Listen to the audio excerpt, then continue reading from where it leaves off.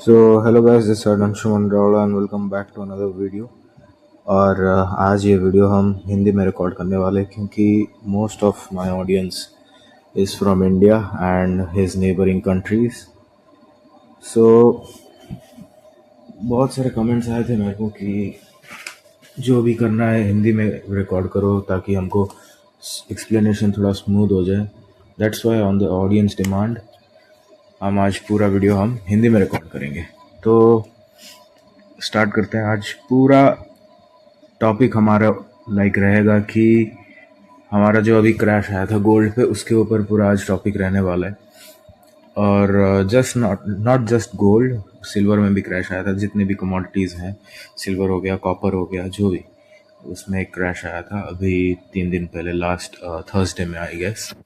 So what was the reason behind the crash, and will this crash continue? Will this all the things, will gold keep on continuing making all time highs, या silver नए नए all time highs को touch करेगा कि नहीं, gold touch करेगा कि नहीं ऑल टाइम हाइज को, या फिर ये क्रैश कंटिन्यू होता रहेगा, या फिर same goes with copper. The same questions for copper too. So let's start the video without wasting any time. So पहली तो बात यह है कि हम इस क्रैश को क्रैश कंसिडर कर नहीं सकते. इसको जस्ट एक सिंपल टर्म्स में एक करेक्शन कंसिडर कर सकते हैं. सो what are corrections? So corrections are the movements in the market in a financial instrument which happen when the financial instrument, the particular financial asset becomes overvalued. तो जब एक financial instrument जैसे कि gold हो गया, जब एक फाइनेंशियल एंटिटी या कमोडिटी जब वो ओवर प्राइस्ड हो जाती है, ओवर वैल्यूड हो जाती है, तब उसी पॉइंट ऑफ टाइम पे उसको अपने रियल वैल्यू में लाना, वो होता है करेक्शन. फॉर एग्जाम्पल गोल्ड ही देख लो. गोल्ड का चार्ट हम अगर देखें तो कंटिन्यूसली वो ऑल टाइम हाइज के ऊपर ऑल टाइम हाइज मारते जा रहा था. This is the 30 minute time frame of gold. और जब आप इस चार्ट को जूम आउट करके देखोगे तो you can see it's highly bullish.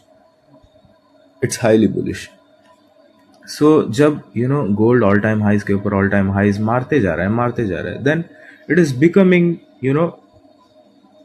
Over valued, to be honest. जो भी हो, even gold also doesn't matter. एक टाइम पे इतना अगर बढ़ जाए तो वो चीज़ ओवर वैल्यू हो ही जाती है. तो अगर उस चीज़ को सॉल्व करना है, अगर वही फाइनेंशियल एसेट को अपने रियल प्राइस पे लेके आना है, तो corrections are necessary. So this are corrections are basically small downward movements जो कि मार्केट्स में आते रहते हैं. You cannot compare this corrections to crashes, because crashes अभी तक last I guess 15 to 16 years में बस 2 ही बार हुए हैं, which is the Covid crash and the financial crash. So excuse me. So yeah, the real crashes, you can call it a crash, जो कि crash थे, वो थे हमारे कोविड क्रैशेस और जो 2008 का फाइनेंशियल क्राइसिस वाला क्रैश. उनको हम क्रैशेस कंसिडर कर सकते हैं. लेकिन ये सब बस छोटे करेक्शंस थे बस, जैसे कि गोल्ड में हो गया, या फिर सिल्वर ही देख लो. लेकिन सिल्वर को देखा जाए तो अभी भी ये डाउनफॉल दे रहा है, अभी भी. और अगर हम सिल्वर को एक बड़े टाइम फ्रेम पे देखें तो यू कैन सी दैट जो सिल्वर ने एक बड़ा मूव दिया है, जो कि डाउनवर्ड मूवमेंट है, वो कहीं ना कहीं वो बड़े चार्ट में भी दिख रहा है. Because silver once at a point of time वो बहुत ही ओवर वैल्यूड हो गया था. नो डाउट कि एक फाइनेंशियल एसेट, एक फाइनेंशियल कमोडिटी जैसे कि गोल्ड और सिल्वर हमेशा बढ़ते ही रहेंगे, इसमें कोई डाउट नहीं है इसमें. बट द थिंग इज, एक पॉइंट ऑफ टाइम पे अगर वो ओवर प्राइस्ड है तो उसको एक रियल प्राइस में लाने के लिए करेक्शंस आते ही हैं. फॉर एग्जाम्पल अभी इस टाइम पे सिल्वर बहुत ही महंगा हो गया था, बहुत ही बूम किया था. बट उतना बूम नेसेसरी नहीं है सिल्वर के लिए. तो वो बूम इसीलिए हुआ था क्योंकि बाय पोजीशंस फाइनेंशियल इंस्टीट्यूशंस के ज़्यादा थे उसमें, सिल्वर में या गोल्ड में. तो वो सब बाय पोजीशंस क्लोज भी तो होने चाहिए. तो वो क्लोज कैसे हैं? वो क्लोज होंगे तभी तो फाइनेंशियल इंस्टीट्यूशंस प्रॉफिट बुक करेंगे. That's the thing. Financial institutions ऐसे तो खुले ऑर्डर्स नहीं छोड़ेंगे, उनको भी तो प्रॉफिट बुक करना ही है. तो प्रॉफिट बुक तो ऐसे नहीं होगा. वो पहले तो वो मार्केट बुलिश मूवमेंट देगा एक, फिर नॉर्मल रिटेल इन्वेस्टर्स या जो भी small investors huge money dump in करेंगे collectively. After that, due to that huge money integration, या व्हाट यू से, उसको एक अलग सा वर्ड, इन्फ्यूज, या infuse will be a better term. अगर उतने पैसे जो कि फाइनेंशियल इंस्टीट्यूशंस को छोड़ के बाकी जो इन्वेस्टर्स हैं, जैसे कि रिटेल इन्वेस्टर्स या छोटे मोटे इन्वेस्टर्स, अगर वो उतने पैसे हाइप को लेके हाइप को देखने के बाद अगर वो कलेक्टिवली एक बड़ा अमाउंट इन्फ्यूज कर रहे हैं, तो फाइनेंशियल इंस्टीट्यूशंस को एग्जिट लिक्विडिटी मिल जाती है ऑर्डर्स क्लोज करने की. तो वही लिक्विडिटी को यूज करके वो ऑर्डर्स क्लोज करते हैं, बाय ऑर्डर्स अपने, जिसकी वजह से मार्केट डंप होती है. And that was the whole sole purpose reason that we got this correction. और वही रीजन है इसी करेक्शन का, और कुछ नहीं. और to be honest, if we see the financial juice platform now, you can see the news is the Iran's news that currently at 4:53 को न्यूज़ आई थी ये कि explosions in Iran southern port of बंदर अब्बास, कि Iranian media denies report commander of revolutionary guards targeted. So it's an explosion in Iran, due to which golds and the commodities, basically not just gold, also the price of silver and gold will be keep on rising. So the war is war भी एक की role play करता है हमारा commodities market में. Obviously play करना है, obviously वो प्ले करेगा ही. महंगा हो, अगर ईरान में जैसे ही वॉर्स होते रहेंगे, गोल्ड की प्राइस वैसे ही बढ़ती रहेगी. But the sole reason behind this correction was only and only because the financial institutions have closed their order at the particular time. And if you see the price, let me introduce you to the round off concept. अगर हम एक horizontal line gold के all time high पे mark करें, then you will see something.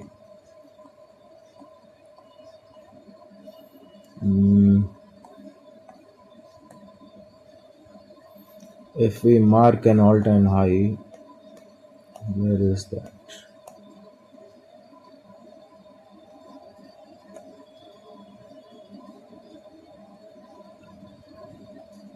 Yeah, basically a horizontal line. You can see the all-time high of gold, which is 594.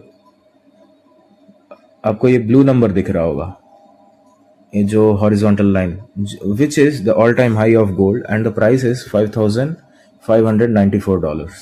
So you can consider that कि gold just 5,600 को touch करने ही वाला था. It was just 6 points away, $6 away, but before touching 5,600, it crashed. Not crashed, the correction came. So why is that? क्योंकि gold एक safe haven asset है और लोगों को उस पर भरोसा है. So people thought that अगर इतना ही गोल्ड ऑल टाइम हाई के ऊपर ऑल टाइम हाई मार रहा है, तो अभी भी 5,600 को क्रॉस कर ही लेगा, 5,600 मार्क को टच कर ही लेगा. But the thing is that didn't happen actually. What happened is, due to the trust of people, due to क्योंकि लोगों ने पैसा इन्फ्यूज किया. I'm not talking about the financial institutions, I'm talking about the retail investors, the normal investors, due to जो कि hype के साथ गए, जो कि बुलरन खत्म होने के बाद, नॉट बुलरन के बहुत गलत टाइम पे पैसे इन्फ्यूज करा. उन्होंने वो गलत टाइम पे जो पैसा इन्फ्यूज करा, जस्ट इन द होप कि 5,600 मार्क को क्रॉस करने के बाद हम एग्जिट लेंगे, उसकी वजह से फाइनेंशियल इंस्टीट्यूशंस को मिल गई लिक्विडिटी अपने पोजीशंस एग्जिट करने की.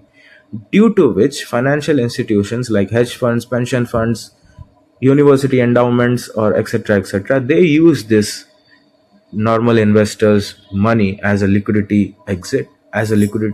to exit. बस वही चीज थी और कुछ नहीं। और ये क्रैश के पीछे और कोई रीजन नहीं है फिर, बस इतना ही रीजन था। और जो news views every news is not related to this correction. अभी जो भी करेक्शन आया था वो न्यूज से लेके कोई उसका कोई कनेक्शन ही नहीं है। The news is basically good for commodities. If we see the war news, or especially the war news is the trending news, only that news is very healthy for the commodities market. That news actually drives the commodity markets upwards. That's why it's key. The news is very healthy, but the whole sole purpose was key. The whole sole purpose for this correction was due to the financial institutions exit liquidity. Bus, that was the only reason. And if we see the Forex Factory, which is the basically retail traders news hub, the retail people see news here. So these are some of the important news you can access by using Forex Factory. Basically, retail traders use this as a news hub. But if you want to use, more, a little bit more advanced thing, you can use Financial Juice. So this was all for the video today. Hope you liked it. Hope you enjoyed it, and hope you have learned something from this video. और इस video में मैंने बहुत try करा वो अभी जो आया वाला करेक्शन को एक्सप्लेन करने के लिए। And this is the first time I am recording my videos in Hindi, and I think mostly मैंने इंग्लिश में ही बात करी होगी, बट या टाइम बाय टाइम सुधारने की कोशिश करेंगे बस। That's the thing. सो या, hope you liked it, hope you enjoyed it, and keep learning, keep supporting, keep trading. Thanks a lot. Bye bye.